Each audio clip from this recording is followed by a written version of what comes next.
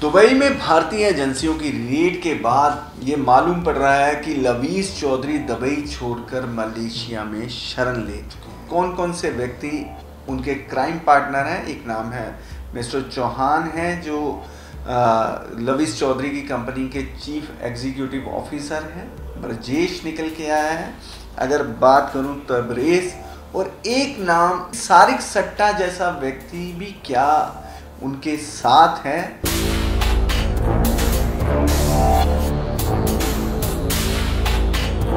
लोग यहाँ से दुबई जा रहे हैं, दुबई में यूएसडीटी खरीद रहे हैं और फिर यहाँ आके इंडिया में सेल कर दे रहे हैं। सरकार को जानकारी क्या होगी? 2022 की गाइडलाइन है जिसमें कहता है कि कोई भी व्यक्ति virtual digital asset service provider नाम दिया गया है, he is bound for KYC. अगर ऐसा नहीं करते हैं तो PMLA section 13 clause 2 will attract and he will be booked under relevant provisions.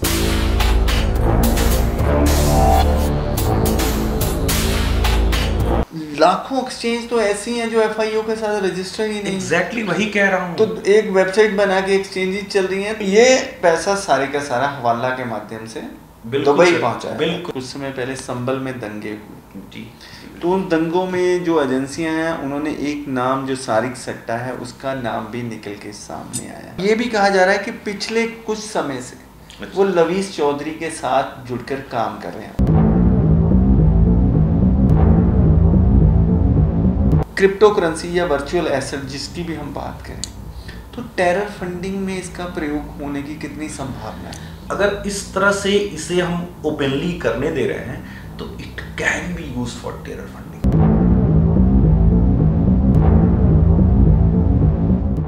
Dubai में भारतीय एजेंसियों की रेड के बाद ये मालूम पड़ रहा है कि लवीज चौधरी दुबई छोड़कर मलेशिया में शरण ले चुके हैं। अब मलेशिया को उन्होंने अपने कारोबार का नया अड्डा बनाया है। आपको बता दें कि कोई भी व्यक्ति अकेला इतने बड़े स्कैम को अंजाम नहीं दे सकता।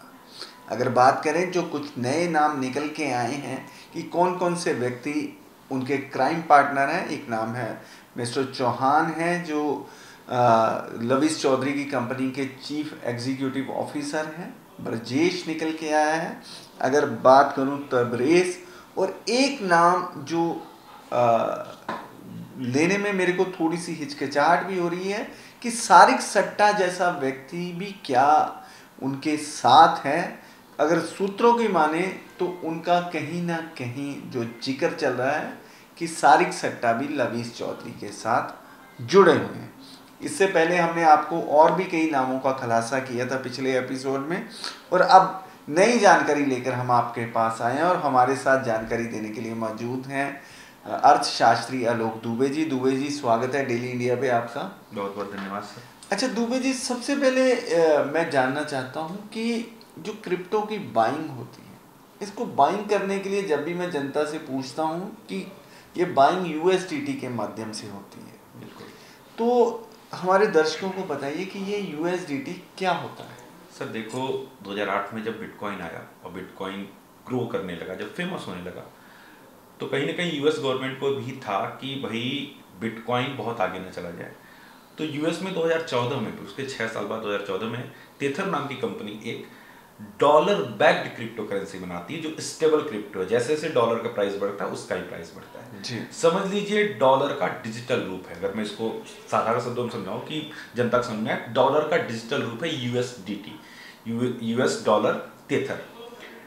ये इसका यूज होता है हर तरह के करेंसी को खरीदने के लिए। क्यों? क्योंकि वाइडली अवेलेबल है और डॉलर की बैकिंग है, तो लोगों को भरोसा है कि ये तो क्रैश नहीं होगा, इसकी वैल्यू, क्योंकि स्टेबल कॉइन नहीं, इसकी वैल्यू हमेशा डॉलर के वैल्यू के बराबर ही होती है।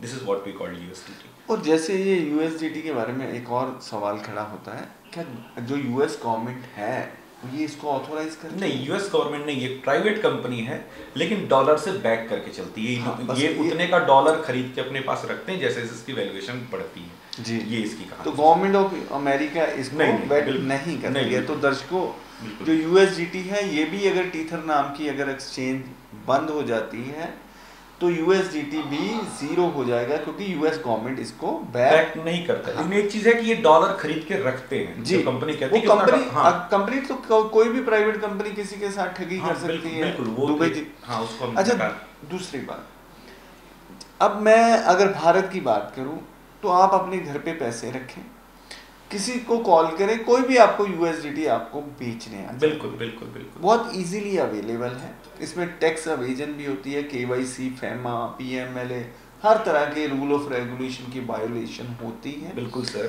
तो ये कैसे भारत में अवेलेबल है, कौन इसको परचेज करता है, कौन सेल करता है, कैसे इसमें कारोबार होता है? ये बहुत सही प्रश्न है आपका सर। यूएसडीटी की पूरी खरीद बिक्री भारत में ग्रे मार्केट में कैश में डीलिंग होती पूरी जी। आप उसे कैश देंगे जी। और वो यूएसडीटी अपने वैलेट से आपके वैलेट में ट्रांसफर कर देता है। बहुत सामान्य प्रक्रिया। तो सरकार को इसकी थोड़ी बहुत जानकारी मिलती है? सर सरकार को जानकारी कैसे मिलेगी? कैश में ट्रांजैक्शन सारा हो जा रहा है, आपके वैलेट से मेरे वैलेट में आ जा रहा है, लोग यहाँ से दुबई जा रहे हैं, दुबई में यूएसडीटी खरीद रहे हैं और फिर यहाँ के इंडिया में सेल कर दे रहे हैं। सरकार को जानकारी क्या होगी?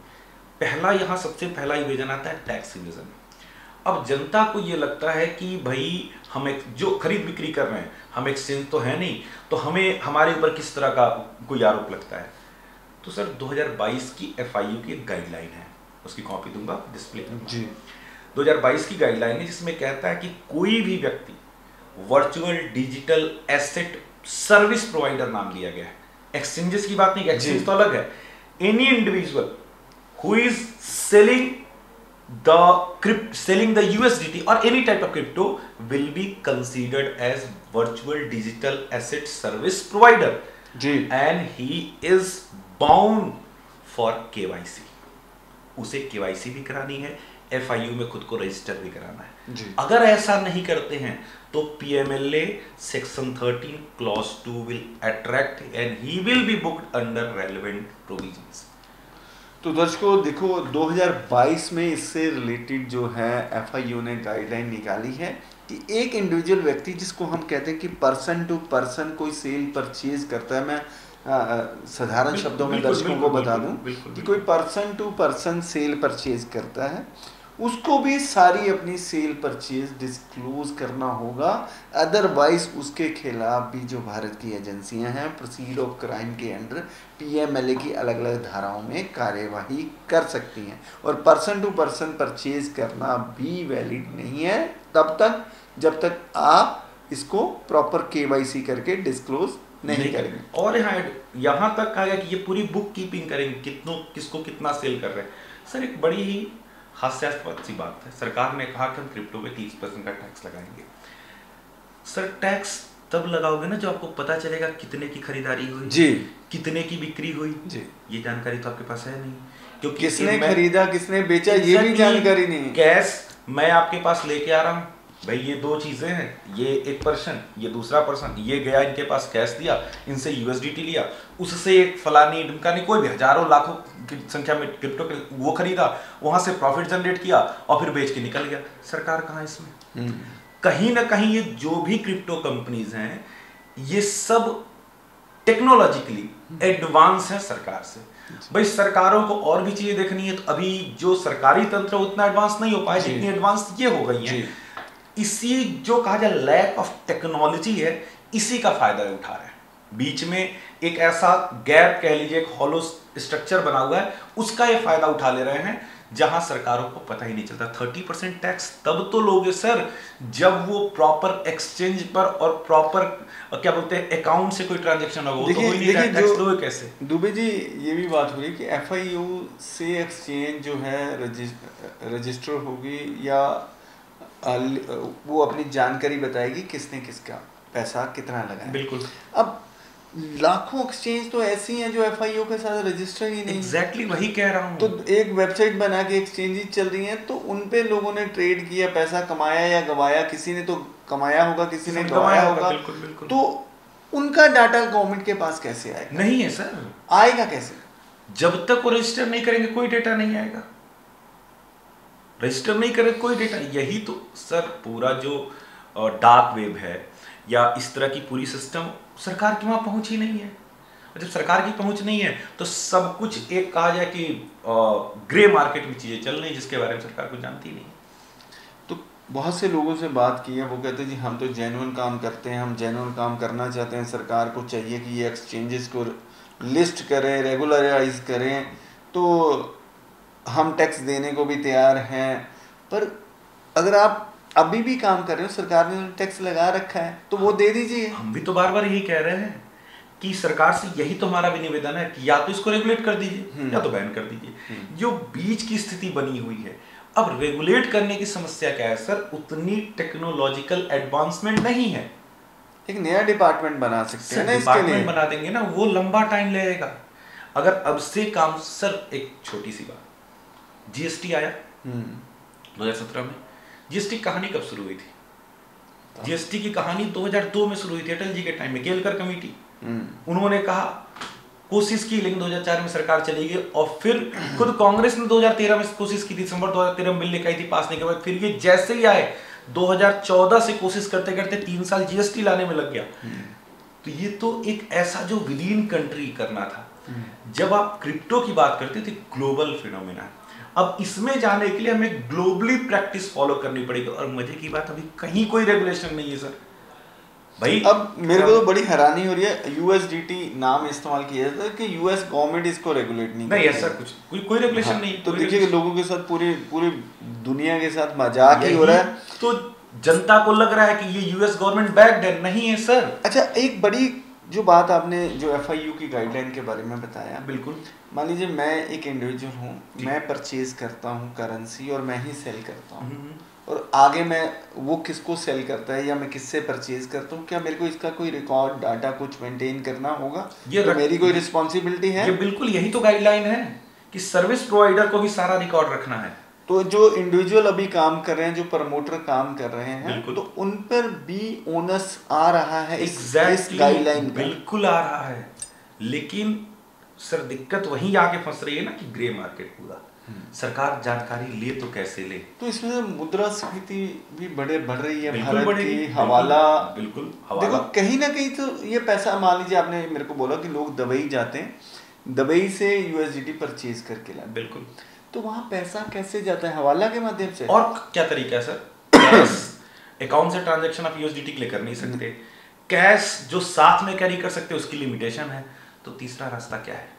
तीसरा रास्ता हवाला। तो जितने भी प्रमोटर काम कर रहे हैं, अगर मैं बात करूं क्रिप्टो करेंसीज में, अलग अलग कॉइन्स में की बात करूं, TLC 2.0, योरकर FX, बॉट प्रो, जो भी है, तो ये पैसा सारे का सारा हवाला के माध्यम से दुबई पहुंचा है। बिल्कुल बिल्कुल, नो डाउट। तो ऐसे तो भारत का रुपया, क्योंकि यूएसडीटी परचेज कर रहे हैं और इंटरनेशनल जो भी हमने चीजें परचेज करनी है उसमें यूएस डॉलर हम परचेज करते हैं, तो भारत का रुपया तो निरंतर गिरता जाएगा इनकी वजह से। बिल्कुल होगा सर, बिल्कुल इसका असर पड़ेगा। अभी नहीं दिखेगा, साल भर, 2 साल, 4 साल, 5 साल, 10 साल में दिखेगा। अगर तो हमारी भी हालत पाकिस्तान जैसी हो जाएगी, है संभावना सर। अगर सरकार समय से नहीं चेती, सरकार ने इसको प्रॉपर रेगुलेट नहीं किया, तो इस तरह की समस्या हमें देखने को मिलेगी। क्यों? क्योंकि जितनी भी करेंसीज में सडन रिटर्न है और एक ल्यूक्रेटिव रिटर्न देखने को मिलता है 5%, 10% तक। भाई यहाँ तक आया कि 4% डेली का भी रिटर्न देखने को मिला, 40% कंपाउंड मंथली रिटर्न देखने को मिला, तो लोग आकर्षित होंगे तेजी से। बिल्कुल बिल्कुल। तो दुबे जी, सबसे पहले ना मैं आप दर्शकों को एक वीडियो दिखाना चाहता हूँ कि मिस्टर चौहान है, CEO हैं लवीश की कंपनी के, उनको कैसे वेलकम किया जा रहा है, और मिस्टर जो गोविंदा है, फिल्म स्टार हैं, वो भी जो है उनको नाम लेके संबोधन कर रहे हैं कि ये लोग भी लवीश के साथ उनके क्राइम पार्टनर हैं। कुछ TLC के हीरोज बैठे हैं, तो मैं जानना चाहूंगी आपको कैसा लगा आज हमारे इस इवेंट पे शिरकत करके।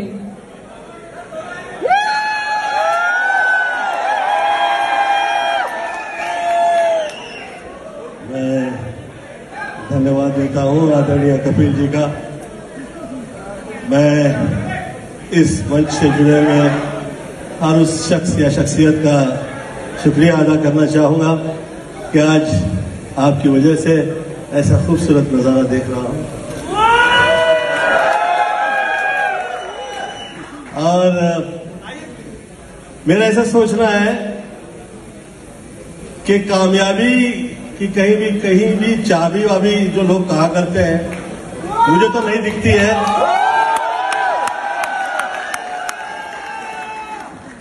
एक ही चीज मुझे समझ में आई है, माँ बाप की दुआओं से बढ़कर कुछ भी नहीं है। ये माँ बाप की जो दुआएं हैं, माँओं का आशीर्वाद है, मैं देख रहा हूँ, वर्षानुवर्ष से देख रहा हूँ, ये कभी खत्म ही नहीं होता है। ये जिसे माँ की दुआएं लग जाती है, मैं लिख कर देता हूँ, वो कभी खत्म नहीं होती है। तो ना थके हैं पाँव कभी, ना ही हिम्मत हारी है। मैंने देखे हैं कई दौर और आज भी सफर जारी है। Kapil Singh Chauhan, along with his team, COO Sergey Sebastian, CFO Christina Berzina and CTO Harsh Shahi. पूरी टीम आ जाए, जोरदार तालियां। तो ये वीडियो देखी आपने, इस वीडियो में देखिए कुछ और लोगों का नाम लिया जा रहा है। बिल्कुल। तो ये लोग भी कहीं ना कहीं तो इन्वॉल्व है ना, इनके खिलाफ, लवीज के साथ साथ इनके खिलाफ भी कार्रवाई होनी चाहिए। कोई भी एक व्यक्ति इतना बड़ा एम्पायर नहीं बना सकता सर, पीछे टीम ऑफ पीपल हमेशा होते हैं। वो बात अलग है कि नाम किसी एक का फ्रंट पे चल रहा होता है, पीछे आपको 10, 20, 50, 100 लोग तक दिख सकते हैं जो उसको बैक कर रहे हैं। कोई अकेले इतना बड़ा एम्पायर थोड़ी बना लेगा सर। जी बिल्कुल, बहुत स्पष्ट सी बात है। अच्छा, एक जो सोशल मीडिया पे चर्चा भी चल रहा था कि पिछले कुछ समय पहले संभल में दंगे हुए जी, तो उन दंगों में जो एजेंसियां हैं उन्होंने एक नाम जो सारिक सट्टा है उसका नाम भी निकल के सामने आया है। बिल्कुल। तो सारिक सट्टा पहले यहाँ जो बताया जा रहा है कि गाड़ियाँ चोरी करने के केस में वो पुलिस द्वारा वांछित थे, अब फिर जो फेक करेंसी, नकली नोटों का कारोबार, अब ये भी कहा जा रहा है कि पिछले कुछ समय से वो लवीज चौधरी के साथ जुड़कर काम कर रहे हैं। इसमें कितनी सच्चाई है ये हमारा चैनल इस बात की पुष्टि नहीं करता है, पर कहीं ना कहीं अगर सूत्रों की माने तो इन दोनों का कनेक्शन जुड़ता नजर आ रहा है। और दूसरी बात, एक में जो अहम सवाल है कि जो क्रिप्टो करेंसी या वर्चुअल एसेट जिसकी भी हम बात करें, तो टेरर फंडिंग में इसका प्रयोग होने की कितनी संभावना है? सर, जब क्रिप्टो अपनी जगह बना रहा था इंटरनेशनल मार्केट में, मैं आपको ले चलूँ तो वही 2014, 15, 16, 17 का समय, उस समय सबसे बड़ा क्वेश्चन मार्क क्रिप्टो पे यही था, खासकर बिटकॉइन। ये तो वेब3 के बाद इतने सारे कॉइन्स आ गए ना, जो जहां से मेन शुरुआत हुई तो बिटकॉइन है, वो ग्रो करना शुरू हुआ है 12, 13, 14, 15 के बाद, जो एक उसका एक ऐसे ग्रो हुआ है, ग्राफ ऐसे बढ़ा। उसमें सबसे बड़ा जो सवाल था, आईएमएफ में भी इस पे चर्चा, क्योंकि आईएमएफ भी मनी लॉन्ड्रिंग और टेरर फंडिंग को कंट्रोल करने काम करता है, इंटरनेशनल मॉनेटरी फंड, वहां भी सवाल उठा कि अगर इस तरह से इसे हम ओपनली करने दे रहे हैं तो it can be use for terror funding. क्यों? क्योंकि रिकॉर्ड नहीं है, कोई भी किसी के पास कोई रिकॉर्ड नहीं है सर। डिजिटल स्पेस में कितनी घटनाएं घटित हो रही हमें नहीं पता। डार्क वेब पे अभी जो पिछले कुछ दिन पहले एक डेटा आया था कि इंडिया के करीब 40 लाख लोगों के क्रेडिट कार्ड का सारा डेटा डिस्क्लोज हो गया, तो वहां क्या क्या घटनाएं चल रही डार्क वेब पे हमें नहीं पता। तो डार्क वेब के थ्रू कौन सा व्यक्ति किसको कितना क्रिप्टो ट्रांसफर कर रहा है, कोई भी बिटकॉइन ले लो, टीएलसी ले लो, व्हाटएवर, मैं किसी का नाम नहीं, एक नाम लेने के हजारों की संख्या में, और फिर उसको फिर कैश में चेंज करके कहाँ यूज हो रहा है, नो वन नोस। तो ये बहुत बड़ा खतरा है अंतर्राष्ट्रीय स्तर पर। अगर मैं बात करूं, भारत जैसे जो विकासशील देश है उसके लिए तो बहुत बड़ा खतरा है, क्योंकि देश के लिए भारत के पड़ोसी जो हैं, तो अगर पैसा फिजिकल फॉर्म में ट्रांसफर करना हो तो समय लगेगा। ये तो अरबों खरबों रुपए ऐसे ही एक एसएमएस के माध्यम से एक क्लिक पे ट्रांसफर हो गया, फिर वो छोटे छोटे चंक्स में जाके कैश में डिस्ट्रीब्यूट होगा, फिर वो लोगों तक पहुंच जाएगा। तो कहानी ये है कि बार बार यही तो निवेदन हम सरकार से कर रहे हैं आपके चैनल के माध्यम से कि सर, हम it's not just matter of scam, it is also matter of national security, it is matter of international security as well. Sir देखो, अभी भारत को अगर परेशान करना है, भारत पाकिस्तान युद्ध करा दो, पॉसिबल है। और भारत पाकिस्तान युद्ध कराने के लिए क्या करना है, 2-3 टेरर अटैक इंडिया में। तो इसमें सिर्फ भारत नहीं परेशान होगा, पूरा का पूरा साउथ एशिया परेशान होगा। सिर्फ भारत की बात नहीं है, सब परेशान होंगे। भाई, रशिया यूक्रेन का युद्ध 3 सालों से चल रहा है, तो क्या सिर्फ रशिया यूक्रेन परेशान है? नहीं, उसके साथ पूरा 50 देश, पूरा यूरोप परेशान है। लगातार ट्रंप क्यों कह रहे हैं कि हमें युद्ध रोकना ही है, रोकना है? इस वजह से कि भाई एक जगह जब युद्ध होता है तो किसी भी देश को 10 साल और उसके आसपास के 5-7 साल पीछे ले जाता है। ये हम इसे भूल नहीं सकते, इस एक संभावना को खारिज नहीं कर सकते। सर दुबे साहब, मेरा आपसे आखिरी सवाल है कि सरकार को क्या करना चाहिए और जनता को अपने फर्जों के तौर पर क्या करना चाहिए? सर देखो, फर्ज की बात तब आती है जब इंसान का पेट भरा हो। एक बहुत बड़ा जो दलील दे रहे हैं ऐसे कार्य में लिप्त लोग कि हम बेरोजगार हैं तो हमें कहीं से इनकम जनरेट हो रही है, तो गलत क्या है इसमें? जी, तो इसमें दो बातें हैं कि पहली, सरकार को ऐसी व्यवस्था लेके आनी चाहिए, हमें रोजगार उपलब्ध कराने होंगे, पहली चीज। दूसरा, अगर हम बात करते हैं इसको पूरी तरह से रेगुलराइज करने के लिए, तो एक बहुत बड़ी मशीनरी सेटअप करनी पड़ेगी सर। जी। अब सरकार के पास फंडिंग की तो कोई कमी नहीं है, पैसे बहुत हैं सरकार के पास, इसे हम नहीं डिनाई कर सकते। सरकार ये कह दे कि हमारे पास पैसे नहीं है। अब कब सरकार इसके लिए जगती है और ये सोचती है कि नहीं इसको भी पूरा रेगुलराइज करे? अगर एक और सत्र में हमने बात की थी, अगर एनआईए जैसी संस्था बन के net grid, national data grid बना, सर 26/11 क्यों हुआ था? 26/11 इसलिए हुआ क्योंकि जो नेशनल एजेंसीज थी, जो स्टेट पुलिस थी, इनके बीच में कोई सीधा कनेक्शन नहीं था। सूचना पहुंची मुंबई तक, लेकिन जब तक वो मुंबई पुलिस तक पहुंचे तब तक घटना घटित हो गई। इसके लिए हमने बनाया नेशनल डेटा ग्रिड। अब क्या होता है, कोई भी घटना घटित होती तो उस पर इंफॉर्मेशन जाती है और वहां से सारे डिपार्टमेंट्स को, सारी एजेंसीज को एक बार में ट्रांसफर हो जाती है, इवन स्टेट पुलिस को भी, कि भाई ये इस व्यक्ति की तलाश है, इसको आप देख लीजिए। तो इस तरह का अगर सेटअप बनाना चाहे तो कोई बहुत बड़ी बात नहीं सरकार की, 1-2 साल की बात है, 1-2 साल में तैयार हो जाएगा। लेकिन सरकार कब इसके बारे में सोचना शुरू करेगी, कब से वो शुरू होके फिर 2 साल में होगा, ये बड़ी बात है सर जी। तो अगर ये हो जाता है, रेगुलराइज कर लो, लोगों को लग रहा है इनकम जनरेट हो, लेकिन फिर वही बात है ना कि लीगल और इलीगल। भाई once anything is illegal then it remains illegal. आप चाहे जितना बयान दे दे। सर एक डिलेमा आता है, हिंज डिलेमा का कॉन्सेप्ट आता है कि एक व्यक्ति है, उसकी पत्नी बीमार है और पैसे नहीं उसके पास, तो वो चोरी करके दवा लाके अपनी पत्नी का जान बचाता है। तो फिर कहते हैं कि ये अनैतिक नहीं है, इसको सजा देनी चाहिए क्योंकि जान बचाई है।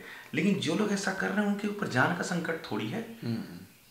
आपके ऊपर जान, आप कुछ और ही मेहनत कर सकते हैं, ऐसा नहीं है मेहनत करके आप पैसे नहीं बना सकते। लेकिन फिर सरकार को ये चेतने की जरूरत है। दुबे जी, जैसा आपने कहा कि सरकार को 2 साल लगेंगे बनाने में कुछ, पर जनता अगर P2P करती रहेगी, ग्रे मार्केट में काम करती रहेगी, फिर तो जितना मर्जी रेगुलराइज कर लो, क्या होगा?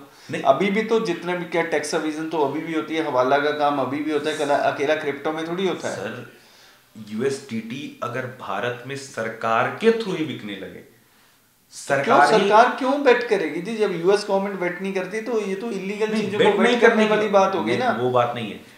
जैसे जो कंपनी है तीथर, वो क्या करती है, वो डॉलर से एक तरह से बैक करती है, तो सरकार ही बैक कर ले कि ठीक है हम ही आपको प्रोवाइड करेंगे। सरकार इसको बैक कैसे कर लेगी? क्योंकि सरकार अगर ऐसी करेंसीज को, टीथर को बैक करेगी तो वो पूरे वर्ल्ड में रेगुलराइज हो जाएगी। बैक तो ये करना पड़ेगा ना, या तो जब तक इंटरनेशनल ग्लोबली ये संगठन IMF को इसमें संज्ञान लेना चाहिए, या तो इसको पूरी तरह से बैन कर दे पूरी दुनिया में, खत्म करो। वो संभव नहीं है क्योंकि जिस लेवल पे ये चीजें जा चुकी हैं, यहां से बैन भी करेंगे तो एक बहुत बड़ा कोलैप्स होगा पूरी ग्लोबल इकोनॉमी में, वो पॉसिबल नहीं है। तो हम ग्लोबल लेवल पे एक मैकेनिज्म लेके आए और उसको एज अ कंट्री भी इंप्लीमेंट करें, यही संभव। सर GST पहली बार फ्रांस में 1954 में लागू होती है, हमारे यहाँ 2017 में पहुंचती है। तो कोई कंट्री या इंटरनेशनल लेवल पे इसका रेगुलेशन हो और उस रेगुलेशन को भी इंडिया IMF के जो मैंडेट है उसमें लेके आए और फिर इंडिया में उसको लागू किया जाए, क्योंकि दूसरा चारा तो है नहीं। करने वाले करते रहेंगे, घोटाले होते रहेंगे, लोग जेल जाते रहेंगे, फंसते रहेंगे, कब तक? जी, तो ये थे आलोक दुबे जी, अर्थशास्त्री, जिनका कहना है कि सरकार को कोई पॉलिसी बनाकर क्रिप्टो को रेगुलराइज करना चाहिए। इनका तो ये भी कहना है कि USDT अगर बिके तो सरकार के माध्यम से। बिल्कुल। ये कितना संभव है ये तो सरकार ही बता सकती है, सरकार की पॉलिसियों में ये आता है या नहीं आता है सरकार के फ्रेमवर्क में। पर अभी जो हो रहा है कि जैसे लवीस चौधरी पैसा लेकर दुबई भाग गया, दुबई से मलेशिया चले गया, M कॉइन वाले भागे, और भी पता नहीं कितने कॉइन हैं, रोज नए नए कॉइनों की सूची जैसे जैसे हम खबर करते हैं दुबे जी, तो लोग हमें मैसेज कर करके बताते हैं सर इस पे भी खबर कीजिए, ये भी भाग गया, ये भी भाग गया, ये भी भाग गया। मैं दर्शकों आपको यही अनुरोध करना चाहूँगा अपने इस बुलेटिन के माध्यम से कि आप खुद ही जाग जाइए। बिल्कुल। आप मत ऐसी कंपनियों में निवेश करिए कि जो आपका पैसा लेकर भाग जाए। आप खुद भी जानते हैं, अब जो मिस्टर चौहान CEO हैं कंपनी के, अब ऐसे लोग भी जुड़े हुए हैं जो लोगों को आकर्षित करते हैं पैसा लगाने में। मिस्टर तबरेज हैं, अब सारिक सट्टा का भी नाम आ गया, तो हैरानी वाली बात है। तो ऐसे कितने लोग जुड़े हुए हैं जो राष्ट्रीय और अंतर्राष्ट्रीय असुरक्षा का कारण बन सकते हैं। जो क्रिप्टो का इस्तेमाल है वो टेरर फंडिंग में भी हो सकता है। ज़रूरत है सरकार को जल्द से जल्द जागने की। दर्शकों समय हो गया आपसे इजाज़त लेने का। मुझे दुर्गेश गाजरी और आलोक दुबे जी को दीजिए इजाज़त। नमस्कार।